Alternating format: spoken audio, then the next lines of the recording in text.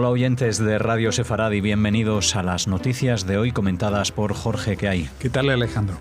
Estos son los titulares. Israel responde al lanzamiento de 3 nuevos misiles, 13 en la última semana, y globos con explosivos desde Gaza. La Armada israelí desbarató un intento de contrabando de armas desde el Sinaí a Gaza a través del mar. El portavoz de Vox aprovecha un acto de memoria del Holocausto para pedir homenajes a víctimas de regímenes de izquierda. La diplomacia europea rechaza el acuerdo del siglo para Israel y Palestina. Estos son los asuntos de hoy en estas noticias de Radio Sefarad que ampliaremos con la agenda cultural en la segunda parte. Aviones de combate de la Fuerza Aérea atacaron varios blancos del grupo terrorista islámico Hamás en el sur de la Franja de Gaza en respuesta al lanzamiento de 3 cohetes que fueron disparados desde ese enclave costero contra el territorio israelí. Entre los objetivos alcanzados hay un sitio donde se fabricaban armamentos para el ala militar de Hamás. Además de los cohetes, persiste el lanzamiento de globos con explosivos. En las comunidades del sur israelí sonaron las sirenas del sistema de alerta temprana. 2 personas sufrieron heridas leves cuando corrían a los refugios antiaéreos. Un total de 13 cohetes han sido lanzados contra Israel en la última semana. Y esto es tan reiterativo, pasa tan seguido que ya se me han quedado, me he quedado sin palabras para comentar qué es lo que está sucediendo o por qué sucede. Bueno, habrá quien se excuse que justamente estos últimos 13 son en respuesta al desacuerdo de los palestinos con el acuerdo del siglo. Pero los de la semana anterior al acuerdo del siglo no tienen esa excusa y es lo mismo. Aunque haya un acuerdo de cese de fuego, aunque los de Hamás digan, esta vez no hemos sido nosotros, han sido los de la yihad islámica. Aunque digan, bueno, ahora vamos a portarnos bien una semana porque tiene que llegar el dinero catarí. La situación con la población palestina de Gaza es insostenible. Ellos están siendo sometidos, los palestinos en Gaza, a una especie de prisión. Siempre se habla de que Gaza es como el gueto más grande, la cárcel más grande del mundo al aire libre. Pues sí, pero los que los tienen prisioneros no es Israel, sino simplemente el régimen terrorista que gobierna en esa zona y que gobierna no solamente los aspectos militares, sino también todos los aspectos de su vida. El que no se presenta y no es buen simpatizante de Hamás es detectado y denunciado en las mezquitas y a él no se le reparte la ayuda humanitaria que llega a la Franja de Gaza, bien a través de dinero que viene de Qatar, bien a través de otro tipo de bienes que recibe la Franja de Gaza en nombre de la caridad internacional o lo que sea. Así que estamos hablando de un sistema totalmente, aunque sea redundante, totalitario, que controla la vida de esas gentes. Y ellos están presos, pero no presos de Israel. La Armada israelí, en cooperación con la agencia de inteligencia, el Servicio de Seguridad General Shabak, desbarató hace 3 meses un intento clandestino para ingresar material de guerra desde el norte de la península egipcia del Sinaí hacia la Franja de Gaza a través del mar. Un sistema de control marino detectó el navío sospechoso del contrabando y envió a fuerzas especiales de la Armada que tras una persecución le dieron captura. 2 terroristas fueron detenidos y derivados al Shabak para su interrogatorio. De la investigación se desprende que el equipo militar confiscado estaba destinado al comando marino del grupo terrorista islámico Hamás. Bueno, y cuando hablamos del comando marino de Hamás, no estamos hablando de gente que quiera hacer submarinismo en las playas de la Franja de Gaza, ¿eh? Estamos hablando de gente, terroristas que están siendo entrenados para llegar de esta forma, como medios submarinos, hasta las costas de Israel y allí internarse y matar gente, secuestrarla o lo que se pueda hacer para dañar a la población. Esto es lo que hay. Por suerte, los servicios de seguridad y de inteligencia han actuado otra vez conforme a las exigencias que tiene esta zona y han logrado abortar esta operación. No olvidemos que muchas veces estas detenciones que se hacen en las costas de la Franja de Gaza, algunos medios internacionales que tienen el ojo siempre avisor respecto a cualquier conducta israelí, las tildan de abuso de autoridad, de cierre de fronteras, de ahogamiento, con una soga al cuello de la Franja de Gaza que ni siquiera dejan que salgan a pescar frente a sus costas. Y las cosas no son así. No van a perseguir a los barcos de pescadores que van a pescar. Sí que van a seguir a los barcos de pescadores que se van a encontrar con un barco que les desembarca en su bote pues armas y equipamiento militar para atacar y cometer actos terroristas. Así que benditos sean los que trabajan y detectan estas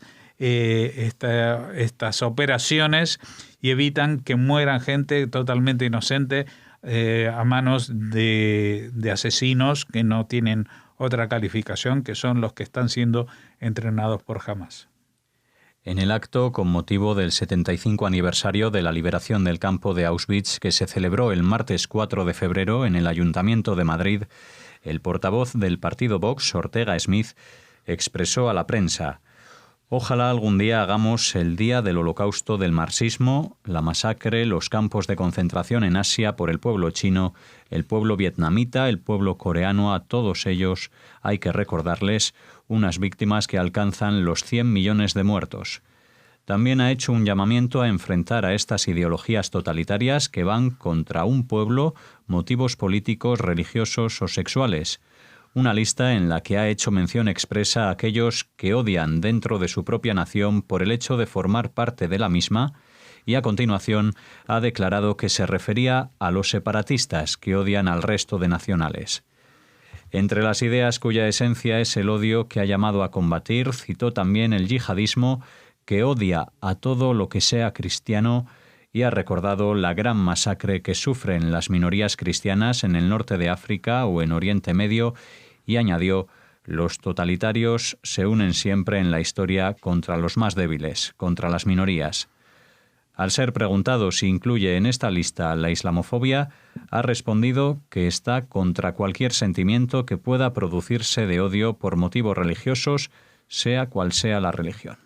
Sí, y aquí yo voy a hacer un comentario que tiene más de personal que de otra cosa. A mí me parece muy bien que cada uno trate de vender su ideología, sus premisas partidarias en las distintas ocasiones, y si el señor Ortega Smith cree que habría que crear un día internacional en memoria de los crímenes de la humanidad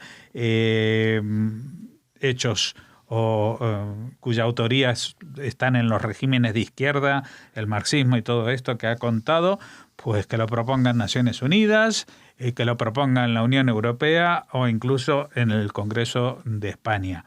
Pero cuando estamos hablando del Día Internacional de las víctimas del Holocausto, pues no hay que mezclar las churras con las merinas, porque entonces aquí salimos todos a defender todas las cosas y esto se queda en nada. No lo digo porque crea que solamente habría que recordar a los judíos, aunque sí voy a aclarar que de todas las víctimas del Holocausto nazi, que hubo gitanos, que hubo disidentes políticos, que hubo etcétera, etcétera, etcétera, solamente los judíos y los enfermos o calificados como enfermos y enfermos sociales por el régimen, es decir, también los que han sido condenados a la muerte por su conducta sexual, por ejemplo los homosexuales, o los que tienen una incapacidad física o mental, excepto esos casos, junto con los judíos, han muerto por lo que son, no por lo que han hecho. No estamos hablando, no se puede meter, aunque se quiera, en la misma categoría a otros que, o en el caso también, perdón, me estaba olvidando, de la etnia gitana, porque se los condena por ser gitanos, sino porque hayan actuado contra el régimen, que es el caso de los disidentes, los enemigos políticos, que de eso, pues sí, tenemos casos en la Unión Soviética, los famosos gulags, tenemos casos en China con la Revolución Cultural, tenemos casos en Vietnam y en todos los que quieran mencionar. Pero estamos hablando de gente que ha sido condenada y injustamente a muerte por lo que han hecho, no por lo que son. Entonces habría que separar y si quieren conmemorarlo, me parece perfecto, pero por separado. No mezclarlos, porque de la misma manera que a nosotros muchas veces como judíos nos chirría que se quiera hablar del Día del Holocausto como un fenómeno tan universal que ni siquiera se mencione a los judíos, y aquí hago alusión a un famoso tuit justamente del campamento político totalmente contrario al de Vox, desde el de Podemos que hubo la semana pasada, como hablando de personas y no mencionando la palabra judío en ningún caso. Pues de la misma manera tampoco se puede aprovechar un acto como este para hacer este tipo de declaraciones. A mí me parece inmoral, desafortunado y que, como digo, que su causa puede ser perfectamente comprensible, que quieran homenajear a estos que dicen que son 100 millones de muertos. Aquí no estamos peleándonos por las cifras, que es más importante, 6 millones de judíos o 100 millones de muertos, pero sí decir de que las circunstancias son totalmente distintas y que por lo tanto, si quieren recordar esas masacres, pues que se curren, que se trabajen las conciencias del mundo, de Europa o de España para que así se haga. A los judíos nos ha costado 65 años hasta que las Naciones Unidas han encontrado un día en el calendario para recordar a la peor masacre inducida, fabricada y gestionada desde un régimen central en Europa y en el mundo. Así que si tienen lo que opinar sobre otro tipo de masacre, les invitamos a hacerlo en otra ocasión. Quedan otros 364 días libres para hacerlo.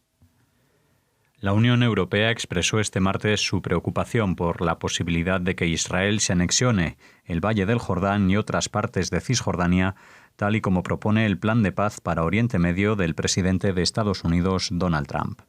El jefe de la diplomacia europea, Josep Borrell, indicó, en línea con la ley internacional y las resoluciones relevantes del Consejo de Seguridad de la ONU, la Unión Europea no reconoce la soberanía de Israel sobre los territorios ocupados desde 1967. Sin embargo, el representante de la Unión Europea no consiguió una resolución compartida gracias al bloqueo de 6 miembros de los 27 del Consejo de Asuntos Exteriores, entre ellos Austria, Italia, Hungría y la República Checa.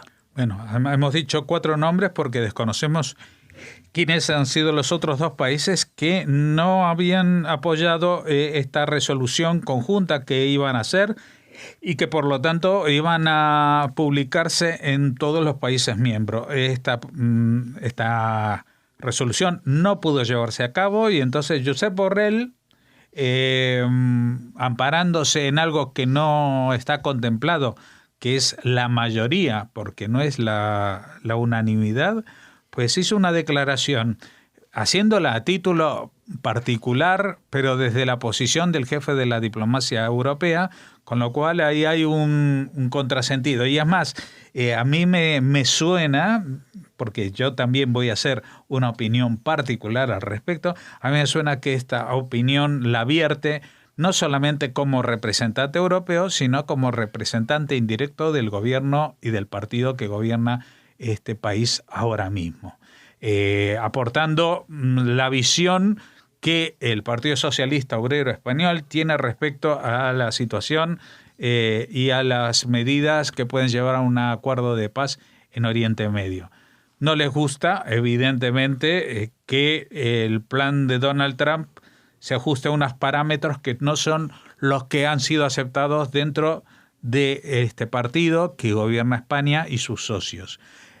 Pero hay que mencionar que los que tendrían que opinar y tienen todo el derecho a opinar son las partes implicadas, que son Israel y los palestinos. Israel ha dicho que lo apoya, incluso el candidato en las próximas elecciones como alternativa a Netanyahu también ha dicho que lo apoya, y por otra parte los palestinos han dicho que no lo apoyan. Bien, tenemos una parte que sí apoya, otra parte que no apoya. Lo que no puede ser es que España se posicione siempre y absolutamente, en cualquier caso, con la posición palestina, sea cual sea, porque vamos a ver, han pasado 70 años y los palestinos solamente se han dedicado a decir no y a poner peros a todos los planes de paz que se les han presentado. Es decir, que digan qué es lo que quieren, que presenten un plan de paz y entonces España, como el resto de naciones europeas o del mundo, pueden decir si le parece bien o le parece mal, cosa que tampoco va a importar mucho, porque como dice el propio Borrell, los que tienen que acordar este asunto son las partes implicadas, Israel y Palestina. Pero yo nuevamente quiero recordar que todas estas resoluciones internacionales del Consejo de Seguridad de Naciones Unidas, de la Unión Europea, no son resoluciones vinculantes, porque la primera resolución que hay sobre esta zona de Oriente Medio data del año 1947 y ahí se dice en 30 ocasiones que lo que se van a crear, lo que recomiendan crear es partir el territorio del mandato británico de Palestina para crear 2 estados. Uno judío, con estas palabras, y esto no lo ha reconocido ningún gobierno palestino en más de 70 años. Un estado judío y otro árabe, que no palestino, porque en aquella época nadie hablaba del pueblo palestino porque no se identificaban como tales. Es decir, que si vamos a las resoluciones internacionales, vemos que en ese momento sí se hablaba de un estado judío. Y como la parte palestina, o la parte árabe, mejor dicho, no lo aceptó y siguió sin aceptarlo en distintas resoluciones y tratados internacionales, no aceptaba que hubiera una partición y que una parte de ese territorio se convirtiese en Israel, pues desde que Israel en el año 67, al finalizar la guerra los 6 días, reconquistó esos territorios que pertenecían al mandato británico de Palestina, pero como no hay un Estado palestino que lo haya reclamado en tiempo y en forma para reivindicarlo, pues la creación de un Estado palestino es lo que nos enfrentamos ahora. No se habla de devolver territorios porque no hubo un Estado palestino. Se habla ahora de la posibilidad de crear de la nada un Estado palestino, pero para crear de la nada hay que sacar esa tierra de alguna parte. Esa tierra que se saca de alguna parte es la que hay que negociar. No es automáticamente lo que Israel reconquistó en el año 1967, porque esas tierras habían sido conquistadas militarmente por estados árabes vecinos en el año 48, con lo cual las fronteras que se establecieron en el año 49 no eran fronteras pactadas ni establecidas, simplemente líneas de armisticio. Nunca hubo fronteras definitivas para el Estado de Israel del año 48-49 o anteriores al año 67. Así que las fronteras que actualmente existen son las que incluyen también a lo que conocemos como Israel y también lo que llamamos la autoridad palestina, incluida la Franja de Gaza. Todo eso forma parte de un Estado que se llama Israel, que hoy en día mucha gente dentro de Israel y en otras partes del mundo creen que es inviable una convivencia pacífica y por lo tanto sería muy positivo la creación de un Estado propio para los palestinos. Pero las condiciones para la creación de ese Estado propio hay que pactarlas. No es automáticamente irse para atrás, poner el reloj a cero y volver al punto de partida cuando se ha derramado mucha sangre para volver a obtener lo que era de uno. Aquí cerramos la primera parte de las noticias que continúan tras la pausa con la agenda cultural.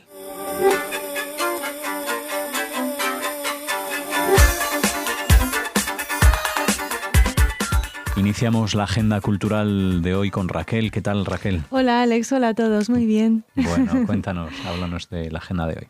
Pues empezamos hablándoles de cine, del éxito de Roman Polanski con su película dedicada al caso Dreyfus, a la affaire Dreyfus. Ya saben, esta película que en España se ha llamado El oficial y el espía y que acapara las nominaciones al premio César, el más prestigioso de la industria fílmica francesa, y que se entregará el 28 de febrero de este 2020. Como les decimos, lidera la lista de nominados con 12 nominaciones, incluidas las categorías de Mejor Director y Mejor Película. A pesar de la polémica que levanta el cineasta, la Academia Francesa reconoce así a una película que revisa un hecho histórico bien conocido por los franceses, el caso Dreyfus.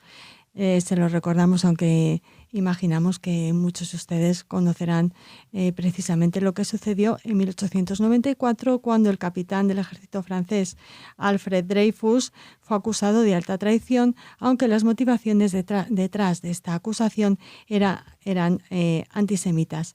El posterior juicio conmocionó a la sociedad en Francia. Incluso el autor Émile Zola escribió su famoso manifiesto Yo acuso en 1898, defendiendo a Dreyfus y resaltando las injusticias del caso. La película de Polanski fue estrenada en septiembre en el Festival de Venecia y fue aclamada por la crítica y el público. Y pese a las acusaciones que pesan sobre el cineasta por abuso sexual hacia la actriz Valentine Monnier en los años 70, la Academia Francesa ha mostrado su respaldo a Polanski, insistiendo en separar el contenido de la obra de la vida del artista. Así que le deseamos suerte a Polanski con esta película, y pasamos a hablarles de una conferencia muy interesante que va a tener lugar en Pamplona. En concreto, en el Civivox de Iturrama, es una de las casas de cultura que regenta el Ayuntamiento de Pamplona, de Iruña. Allí, Tarbut Pamplona Iruña ha organizado una conferencia que lleva por título Ideología racista y experimentos biomédicos durante el nazismo. El conferenciante será Javier Blázquez, doctor en Filosofía por la Universidad de Lovaina, en Bélgica, y profesor titular de Filosofía del Derecho de la Universidad Pública de Navarra. Es además miembro del Comité de Ética del Complejo Hospitalario Navarro. Es una noticia que nos ha hecho llegar nuestro amigo y fiel seguidor Felipe Cambra, que es responsable de Tarbut en Pamplona, y le agradecemos a él y a su familia que siempre estén pendientes de lo que pasa en Pamplona, en Navarra, en todo lo que tiene que ver con lo judío, y que nos lo cuenten, que nos lo trasladen a Radio Sefarad. Por cierto, que la conferencia, no sé si lo he dicho, es el 6 de febrero, este jueves, a las 19:30 horas. Bueno, pues un saludo a todos los oyentes y en especial a los Felipe, navarros, y a Felipe también, pero un beso para los navarros parece que nos escuchan mucho. Bueno, llegamos ahora hasta la última noticia de la agenda de hoy. Que es muy buena, porque es la noticia de la publicación de un nuevo libro de Stefan Zweig. En este caso, el título es Una boda en Lyon, y bueno, durante la traducción está a cargo de Berta Biasmau, y nos sitúa en la época del terror jacobino, cuando una joven que espera su ejecución en el oscuro sótano de una cárcel se reencuentra con su prometido, al que creía muerto en un levantamiento de las fuerzas partidarias de la monarquía. Solo la compasión de sus compañeros de infortunio ayudará a los amantes a cumplir su mayor deseo, presentarse ante Dios como marido y mujer, y a su vez ofrecerá un momentáneo consuelo a todos los presentes. Fue publicada originalmente en 1927 y es un retrato sobrecogedor de la persecución política y religiosa, uno de los mayores fracasos de la humanidad, según siempre comentaba el autor, Stefan Zweig. La presente edición incluye otros 3 relatos: La caminata, Un ser humano inolvidable y 2 solitarios. Así que 4 en 1 en este nuevo volumen dedicado a la obra de Stefan Zweig, que nos presenta, como siempre, la maravillosa editorial Acantilado. Muy bien, pues hasta aquí la agenda, Raquel. Gracias.